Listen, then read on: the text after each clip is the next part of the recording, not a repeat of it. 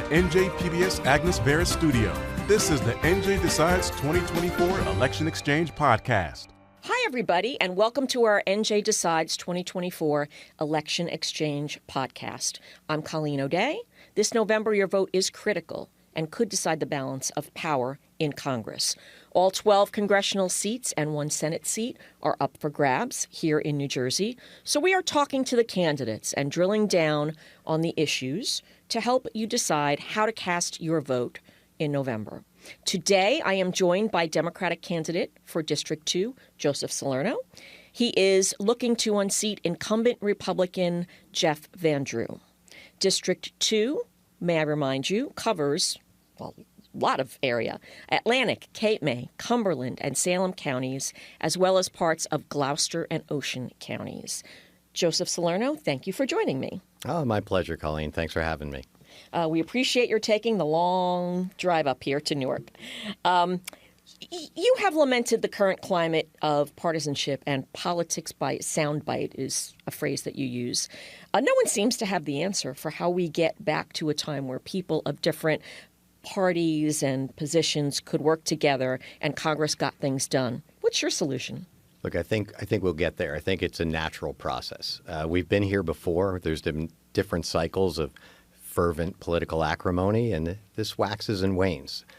People quickly forget that Joe McCarthy had the nation in thrall around 1954, and a couple of years later, he was history, right? And I take my inspiration on this from Jack Kennedy, who wrote Profiles in Courage just at that time. And he talked about how important it was to have courage in politics. And the way he put it was not just courage to defend principle, however important that is, but he talked about the courage to compromise. He said that we can we can resolve the clash of interests without conceding our ideals, because in his words, there are few, if any, issues where all of the truth and all of the right and all of the angels are on just one side. And I just, the Kennedys had such fabulous rhetoric. But the lesson here is to recognize that anyone might have the possibility of being wrong in their own opinions and respecting contrary opinions of others. We get so adamant that we're certain of our positions. We'll become a little more tolerant of each other again when there becomes a real necessity to get work done, and that is right on top of us. So I'm looking forward to being part of that. So your second quarter campaign filing, which is the most recent I've seen from the Federal Election Commission, shows that you let your campaign almost $500,000. Correct me if I'm wrong. The district went for Trump by almost 3 points in 2020, and that was before redistricting. In 2022, Van Drew beat the Democratic nominee by 45,000 votes. Have you made a wise investment here? I mean, how are you trying to overcome what seems like an electoral disadvantage in terms of voter registration? Well, look, I'm glad you pointed out the 2020 gap, right? Biden lost by 3 before redistricting, and redistricting only had a point or two effect, right? So this is fundamentally a purple district. It's in that swing category of R+5 to D+5. And historically, we've had moderate centrists in this seat. I'm going back to post-Watergate. Bill Hughes served for 20 years. Frank Lobiondo served for 24 years. And even the 2018 version of Jefferson Van Drew was a kind of middle-of-the-road Democrat. And that's what – in fact, his opponent, whom he beat by 8 points, the press of Atlantic City called too MAGA for this district. So people forget that too quickly. That's the nature of this district, and it's my job here to use some of that money and all of the volunteer effort we got. We have over 500 volunteers signed up for our campaign. Is to let people know what the incumbent's become. He's not that middle-of-the-road Democrat, not by a long shot, right? He changed parties, swore his undying loyalty to Donald Trump. And, Churchill says some people switch party for sake of principle, and some people switch principle for sake of party. I mean, this is what's evident here. This is someone who is pro-choice as a Democrat. He's now got an A+ rating from the Susan B. Anthony lobby. He had a 100% rating in 2019 from the AFL-CIO. Now it's 0. He had a 93% rating from the League of Conservation Voters. Now it's 3. It goes on and on. It's the same with seniors, veterans. So he's not nearly the person he used to be. He's on Newsmax all the time talking about how Democrats are evil people. This is not the kind of rhetoric that's embraced in South Jersey. So I'm certain this is a good investment. We are going to get back to serious discourse and not unserious calls to anger and jealousy and prejudice and emotion. Yeah, you kind of teed up my next question, which is about abortion. You say that you support a national law guaranteeing the right to abortion. And yes, you're right. Jeff Van Drew changed his position. He once said he was strongly and unequivocally pro-choice. Now he's strongly pro-life. Does this issue help you in the 2nd District? Look, I think reasonable people everywhere are seeing the consequence of leaving the Roe framework, right? I think Kamala Harris in the debate framed it extraordinarily well. Who supports bringing a fundamental right to the discretion of the states when that means a woman who is pregnant but in distress can't get the medical treatment that she needs, or that a young woman who has to carry to term the child of her rapist? I mean, these are things that not reasonable people support. So, and it's true in South Jersey as well as everywhere else.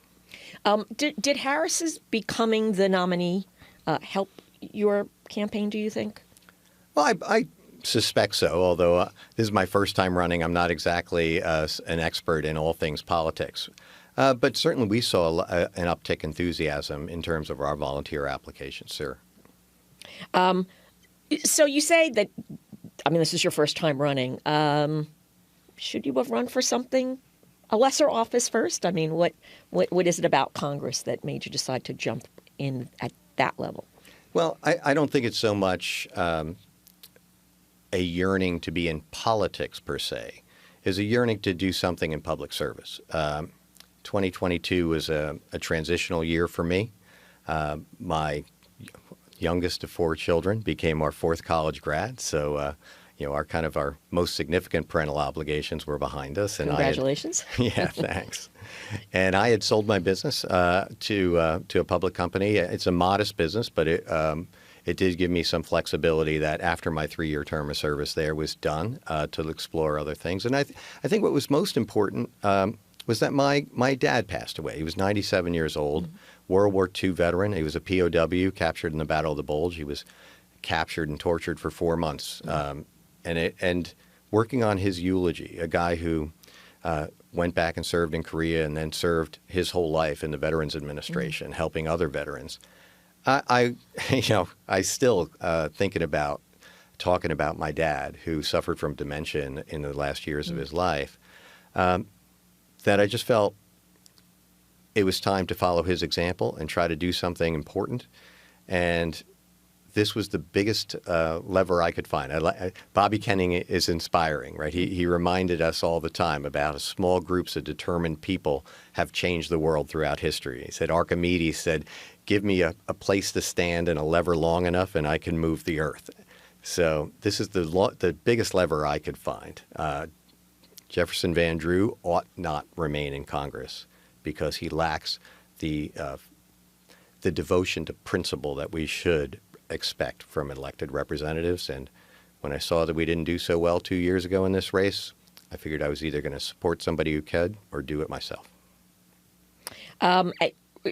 Congressman Van Drew has been a vocal opponent of offshore wind. I know that's a big issue down in South Jersey. What are your views? And is there any validity to the complaints of folks in Ocean County about potential negative impacts of wind farms, including the impact on whales? I think there's also that visual impact. Will they see these offshore? Well, look, I think it's important to respect contrary opinions. Just first and foremost, I think reasonable people have to understand that it's rare that something is all one way or the other. So I've spoken to a lot of offshore wind opponents, and I've also done a lot of research on the issue. On balance, I am pro-wind. I think what's happened very recently, this summer, electricity bills in South Jersey just went through the roof. It was just an unfortunate combination of a recent rate increase and an extraordinarily hot mid-June to late July. So people saw their bills double, triple, even more. And listen, it's possible that some of the new smart meters are not functioning properly, or there may be some other problem. And Senator Berzicelli and others have launched an investigation into those things, and I think I support that wholeheartedly. But what's more fundamental, the real driver of higher electricity bills in South Jersey and frankly in the whole PJM region is that demand is outstripping supply. In Europe, they had negative wholesale electricity rates this summer. There was so much solar and wind that it was actually creating more electricity than they could consume. We had the opposite effect. And the dithering now over how are we going to generate the new energy we need to fuel our economy and our way of lives is going to have a real effect to people's pocketbooks. And it's time that we do something about it. So I wrote an opinion piece, it was published just this week, calling for offshore wind, but over the horizon, so that we could certainly ameliorate the concerns of people who feel it will affect our way of life and tourism. I believe that we can work with commercial fishing to identify the proper placement of these windmills and perhaps do some intelligent fishery management to, again, it's a vital industry to our region. It's a curious thing. South Jersey has such tremendous resources. We have some of the most beautiful beaches in the entire world, right? We have really some of the best fishing in the entire world. And interestingly enough, our offshore wind has been called the Saudi Arabia of offshore wind. It's just the way the wind tracks the Gulf Stream and then gets caught in the New York Bight. We have to make maximum use of all three of those. All right. So I am all about trying to work with all important constituencies, making sure they're heard. But really important constituency here is making sure we deliver electricity to consumers in South Jersey without them having to pay through the nose. And some people can just rant and rave, pound their fists on the table. That's what we're going to see from the current congressman. He's called for hearings and he wants to get himself on TV. But he does this over and over again for issue after issue.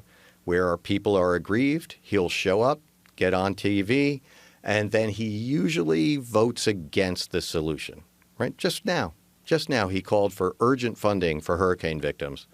But of course, he was one of the many, many Republicans who voted against FEMA funding. So that's just his nature. He's just all show and no real solutions.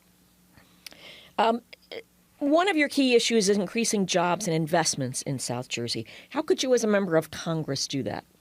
Well, look, there's no straight path from where we are to prosperity.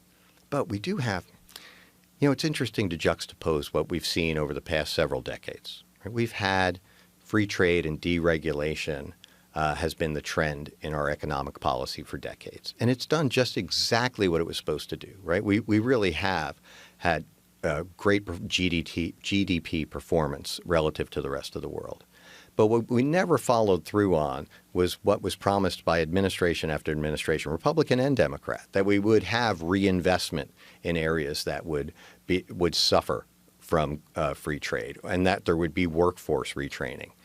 And what we saw in the Biden administration is some $450+ billion of that kind of reinvestment, right? With the CHIPS Act, with the Inflation Reduction Act, the Infrastructure Act. And a lot of that targeted to overlooked districts like New Jersey 2nd. I think a lot of your listeners probably don't realize that it is very different in New Jersey 2nd.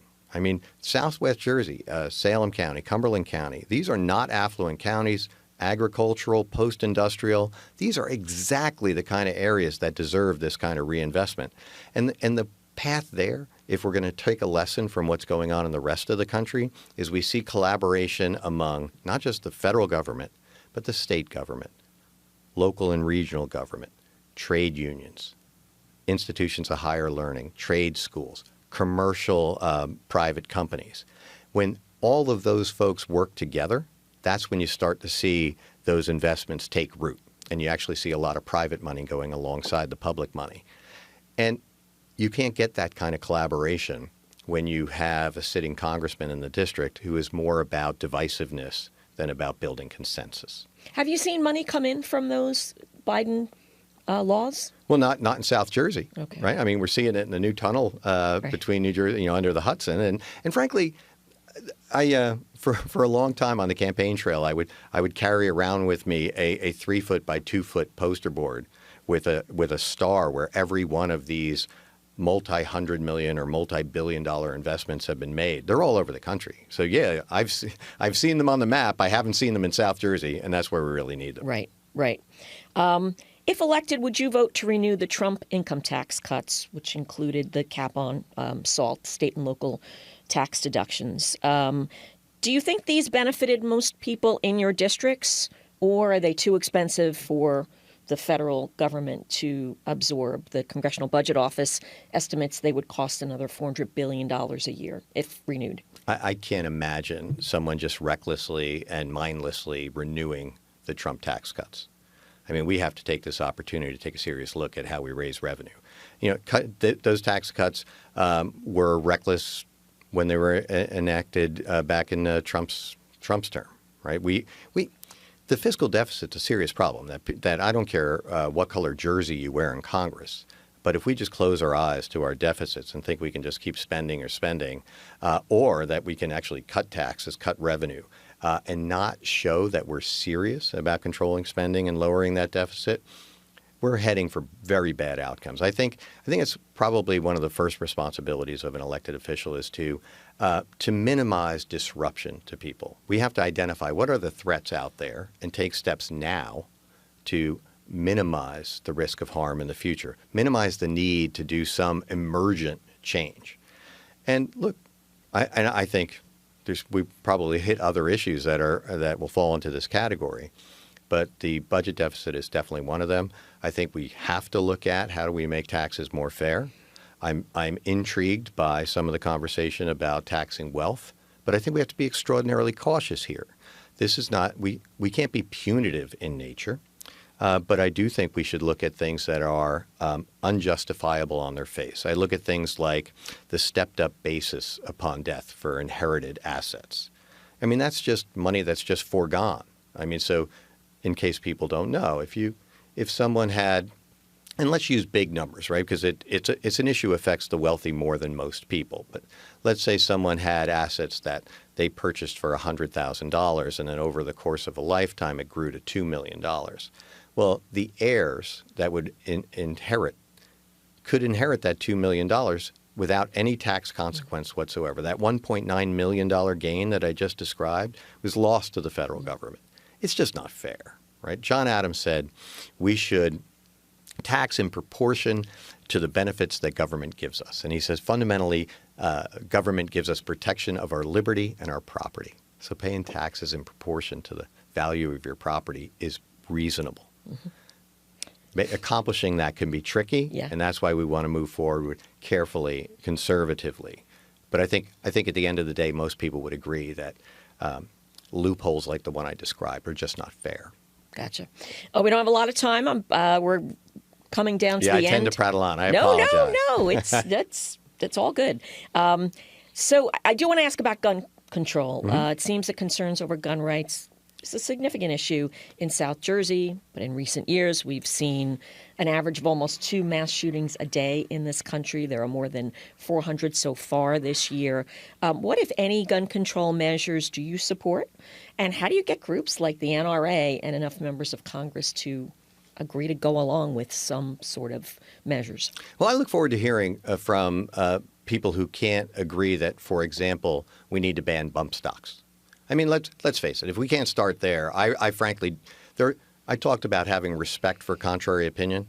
Well, I'll have to listen really hard to respect an opinion that says we ought to maintain bump stocks, right? Those devices that allow a semi-automatic weapon to basically be effectively full automatic.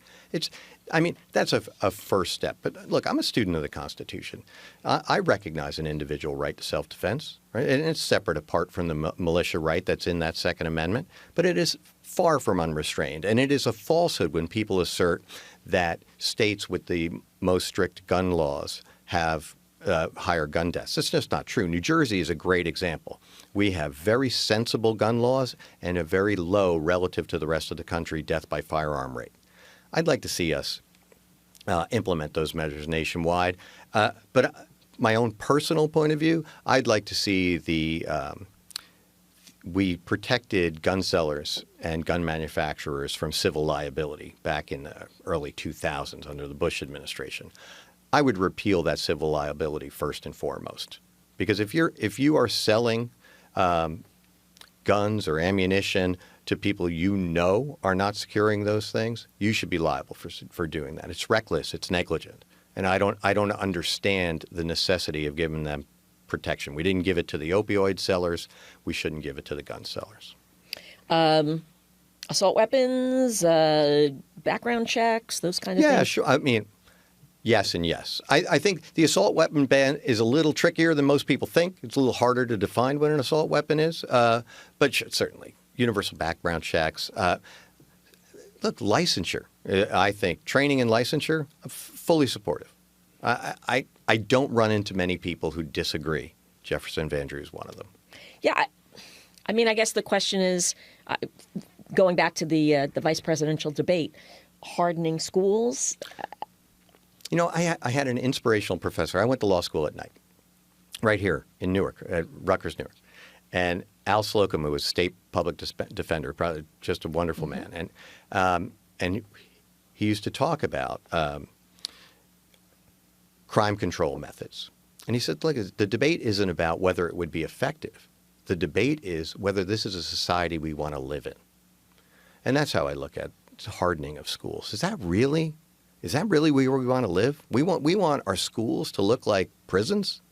It's incomprehensible to me. And I would search every other avenue before I did that. Yeah, gotcha. So that wraps up our conversation with Joseph Salerno. Thank you very much, Mr. Salerno, for joining us. We also invited Congressman Jeff Van Drew, but he was unable to appear on our podcast. NJ Decides 2024 election podcast is an NJ Spotlight News production. Jamie Kraft is the executive producer. Our executive in charge of production is Joe Lee. Carmen Martin is the producer. Elvin Badger is the director. And Mark Nixdorf is our engineer. Chloe Mattizi is our production manager. Thanks for being here.